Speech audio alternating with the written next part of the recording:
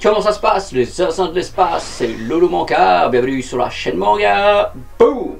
En veux-tu, en voilà. Et c'est reparti les amis pour un bilan lecture des familles. Et aujourd'hui de quoi on parle? On parle de Valhalla, The Black Iron. C'est par l'auteur de Rikudo, le seinen, qui parle de la boxe en 22 tomes ou 23 tomes ou 21 tomes, je ne sais plus précisément. Et c'est par Toshimitsu Matsubara. C'est un manga un petit peu samouraï, un petit peu historique, un petit peu isekai, seinen.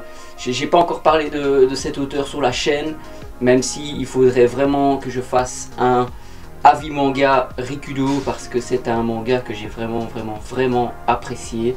Déjà que j'aime beaucoup les mangas sur la boxe, mais alors quand on le mêle avec un univers très dark, avec un univers très seinen, c'est vraiment quelque chose moi qui me plaît.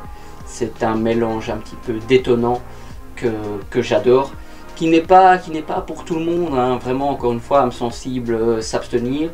Ici avec ce Valhalla, bah écoutez, après Rikudo, on a un auteur qui s'essaye un petit peu à tout ce qui est, bah oui, sabre, combat, historique, parce qu'il nous raconte un petit peu à travers les personnages que l'on voit dans ce manga, l'histoire des peuples qui sont énoncés.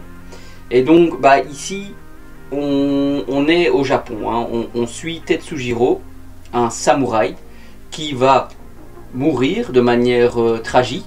Ça n'est pas plus expliqué que ça. Bon, apparemment, il y aurait eu des intempéries, hein. Il aurait été happé par un débordement d'eau, quoi. Et lui et peut-être son fils seraient appelés, seraient réincarnés au Valhalla. Donc dans la mythologie viking, c'est un petit peu l'équivalent du paradis où ils vont s'affronter éternellement, où ils méritent d'arriver là-bas grâce aux faits d'armes, grâce à leur combat. Donc déjà, bon, on se dit ok, un samouraï, un japonais qui arrive au Valhalla, bon, c'est un petit peu dingue, c'est un petit peu étrange. Et il y rencontre un petit peu d'autres peuples, hein. Il fait face très rapidement à des Romains. Il fait aussi la connaissance d'une petite fée comme ça, hein, d'une petite, je sais plus, Valkyrie, d'une petite Valkyrie qui veut le recruter, qui veut faire de lui son guerrier. On voit la petite Valkyrie ici. Pour moi, il y a plein de bonnes idées dans ce manga qui est en 6 tomes, qui est édité chez Kiyun. On y fait la connaissance aussi du peuple mongol, on y fait la connaissance des Vikings. À un certain moment, ils vont se retrouver à devoir affronter carrément Napoléon et toute sa flotte. Enfin, ça donne lieu réellement à des combats qui sont épiques. On suit quand même principalement Tetsujiro Soma, qui est ce samouraï vraiment presque invincible, hein, ultra puissant, mais complètement dérouté d'être arrivé là dans ce monde. Il se met à la recherche de l'arbre de Yggdrasil qui permettrait de retourner dans le monde des vivants. Donc ça, c'est un petit peu la quête, c'est un petit peu le scénario qui est mis en place. Moi qui me plaît beaucoup parce que c'est simple et efficace. Encore une fois, sur les 30 premières pages, on sait qui, quoi ou comment. Pour moi, à mon sens, c'est comme ça qu'un manga doit se dérouler. Ça doit être rapide, ça doit être efficace, ça doit pas être trop complexe non plus, mais il doit y avoir quand même un certain lore, une certaine histoire derrière. Je pense qu'on a ça avec Valhalla. J'ai lu quand même beaucoup de commentaires négatifs, hein, qui disaient que c'était un gros mélange de plein de civilisations, de plein d'époques, et que ça rimait à rien. Bah, moi j'ai lu les 6 tomes en 2 jours, donc j'ai fait un petit peu un marathon Valhalla hier et avant-hier pour aussi vous en parler, pour le présenter. J'avais envie d'une série en 6 tomes distrayante, un petit peu rafraîchissante, et j'en ai eu pour mon compte, quoi. Ici, bah franchement, Toshimitsu Matsubara, Il nous l'avait déjà prouvé avec Rikudo. C'est vraiment un très bon dessinateur. Alors là, il met la barre très haute. Surtout avec ce Valalian, bah, c'est encore différent des combats de boxe hein, qui étaient pour moi déjà très bien mis en scène et tout. Mais là, franchement, avec les chevaux, avec le feu, les gladiateurs, les combats au sabre, à la lance, enfin, c'est vraiment, on en prend plein les yeux.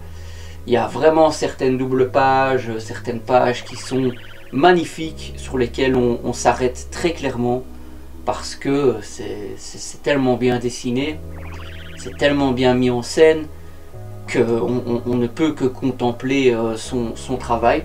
C'est un manga qui a reçu très peu d'attention, très peu de crédit, et je le regrette franchement. Si vous voulez un seinen en 6 tomes qui fait le café, hein, comme on pourrait le dire sur la chaîne, si vous cherchez vraiment quelque chose ouais, de violent mais pas obscène non plus, avec des personnages charismatiques, avec des combats dantesques, parce que vraiment le combat entre Tetsujiro et Napoléon, c'est quelque chose hein, les gars.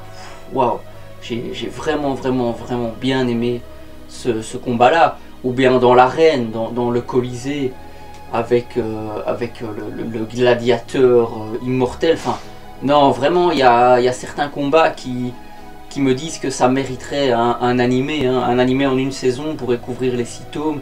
Et ce serait juste génial. Encore une fois, si c'était adapté par MAPPA ou par Studio Pierrot qui ont fait Bleach, moi je serais vraiment aux anges.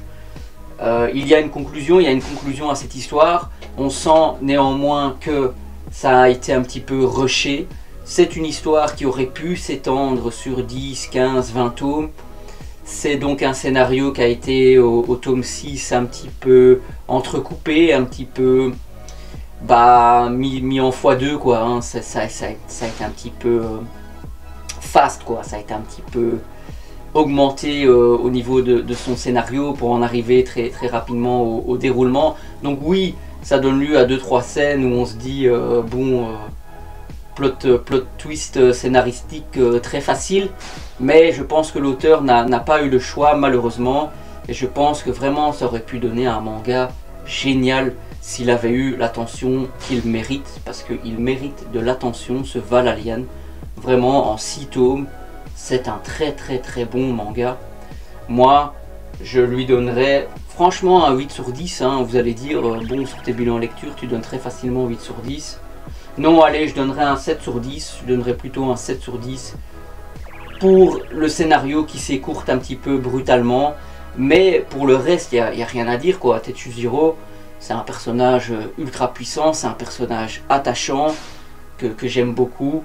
Il veut rejoindre son fils dans le monde des vivants. Il y a tout plein de surprises par rapport à ça. La petite Valkyrie, elle est super mignonne, super attachante. Il se lie d'amitié un petit peu. On a un petit peu aussi ce personnage mongol qui a un nom que je n'arrive pas à prononcer, qui est très puissant, qui se lie aussi d'amitié après sa bataille avec Tetsujiro. Donc vraiment un manga pour moi de qualité. J'aimerais bien avoir votre avis sur ce manga si vous avez eu l'occasion de le lire.